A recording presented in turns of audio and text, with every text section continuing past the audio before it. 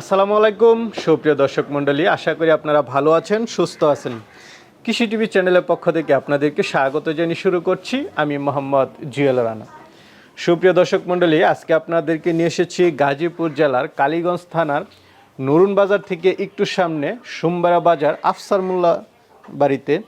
তো আফসার মোল্লা সাহেব এখন মোটামুটি বয়স হয়ে গেছেন, উনি অসুস্থ, ইন্ডিয়াতে আছেন, দীর্ঘদিন যাবৎ চিকিৎসা নিচ্ছেন।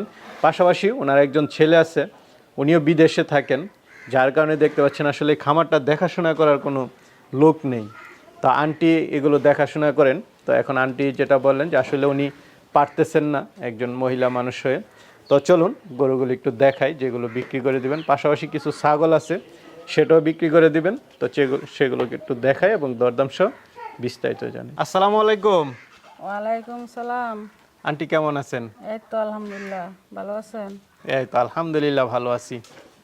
তো আন্টি, আপনাকে তো আসলে আমরা ভিডিওতে দেখাতে পারতেছি না, কারণ হচ্ছে এটা না যাওয়াই ভালো, মহিলা মানুষ না যাওয়াই ভালো। তো এই গরু তো পালন করতেছেন আলহামদুলিল্লাহ। হ্যাঁ আপনি কি একাই বাড়িতে নাকি আর কেউ হ্যাঁ আছে? আমি একই বাড়িতে।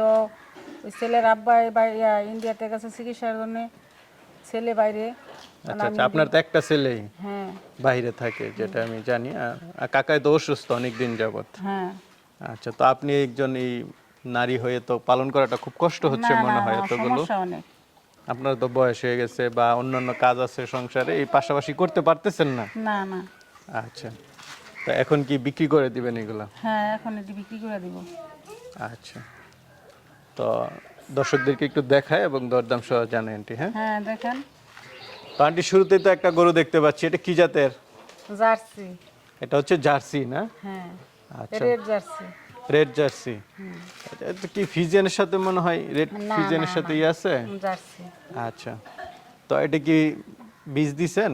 হ্যাঁ বীজ দিছি। কত মাস হয়েছে? এখনো 40 দিন হয় নাই, 2-4 দিন বাকি আছে। আচ্ছা আচ্ছা, মানে 1 মাসের উপরে হয়েছে। হ্যাঁ 1 মাসের উপর। তাহলে 40 দিন, 3 মাসের আগে তো শিওর হওয়া যায় না। না, আচ্ছা, তো এটা কেমন দাম চাবেন? এইটা 1,70,000 টাকা।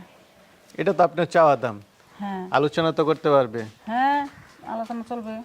আচ্ছা আচ্ছা, মানে আয়সা দেখে শুনে নিবে। হ্যাঁ দেখো। আপনার তো আরো গরু আছে, যা যদি পছন্দ হয় আয়সা দেখে শুনে নিতে পারবে। আন্টি, এই ছাগলগুলো কি বিক্রি করে দিবেন? হ্যাঁ বিক্রি করব। আচ্ছা, এখানে একটা মা, 2টা বাচ্চা আছে না? হ্যাঁ বাচ্চাগুলো কি খাসি নাকি? একটা ছেলে একটা মেয়ে। ও, পাঠাপাঠি না? হুম। খুব সুন্দর। বয়স কেমন বাচ্চাগুলার? বয়স 1 মাস হয়েছে। 1 মাস। হুম। আচ্ছা, তো এই 3টার দাম কেমন চাবেন আন্টি?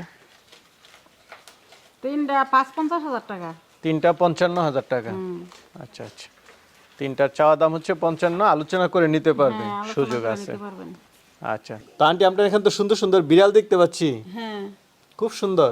হুম। এটা কি বিদেশি জাত? হ্যাঁ আচ্ছা, বিড়াল কেউ নিতে চাইলে দিবেননি? হ্যাঁ বিড়াল বিক্রি করে দিব সবটি ওই। আচ্ছা, এই বাচ্চা কত করে নেবেন? এখন দাম বলবো না, দাম আসলে দেখো দেখে নিব। আচ্ছা আচ্ছা, পছন্দ হলে নিতে পারবে। হ্যাঁ হ্যাঁ। ঠিক আছে।